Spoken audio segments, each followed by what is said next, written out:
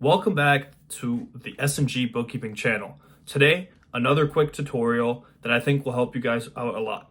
With these first few videos, my main goal is to simplify and streamline your process as efficiently and quickly as possible. So for today's video, we're going to be looking at how to import transactions into QBO so you don't have to upload anything manually. This will save you a ton of time and make everything a lot easier, mitigating your mistakes, and overall just making the process smoother.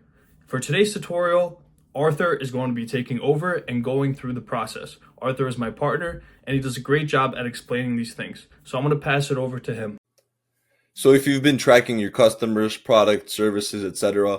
on an Excel sheet or Google Sheet, and you want to import that data into QuickBooks Online without having to manually type all of that in, let me show you how you can easily import those lists and have QuickBooks automatically input all of that data for you.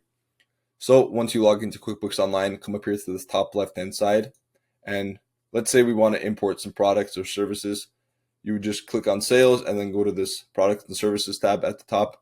Typically, you just press on New and then select the specific thing that you're trying to add, an inventory item, non-inventory service, or bundle, and enter in all of that information. But you can also click on this down arrow right here and press Import. And what it'll do is it'll give you, for example, if you're using an Excel file, you could download a sample file to see how you should organize your data. Or if you're using a Google Sheet, you can preview a sample just to show you what your headings should be like. Take a look at that and organize it based on that. So I already downloaded a sample file, so I'll just use that as an example. But the sample file is very similar to this sample from the Google Sheet. You just organize your headings as QuickBooks instructs you to. So let's use that and press Next. And QuickBooks automatically, since this is the sample file that I just downloaded, it already matches the fields that we need. If you, for example, if you didn't have a product, you only did services for your business, maybe your field would just be called service name, and you could actually match it.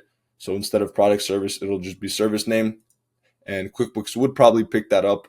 But if you have some slight discrepancies in the naming, you could manage that yourself and pick out which of your fields actually match the QuickBooks Online field.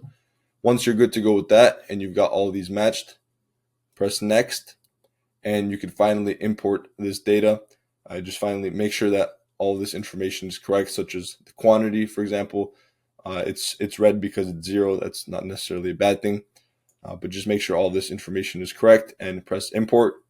Now, this probably isn't going to work because this is the sample file, as I mentioned previously, but let's just back out of that. And all of that information would be entered into here, just imported right here, but you can do the same exact thing with customers and leads. You would just go to Customers in the Customer section, click on the Customers tab, and click on this arrow on the right, and you can import customers, same way with an Excel file or Google Sheet. Now that you know how to import transactions automatically into QuickBooks Online, that should save you a lot of time and let you focus on the actual important tasks in QBO. Just wanted to mention that we are offering a free 2-hour complete walkthrough on Zoom tailored to your specific business and anything that you're struggling with.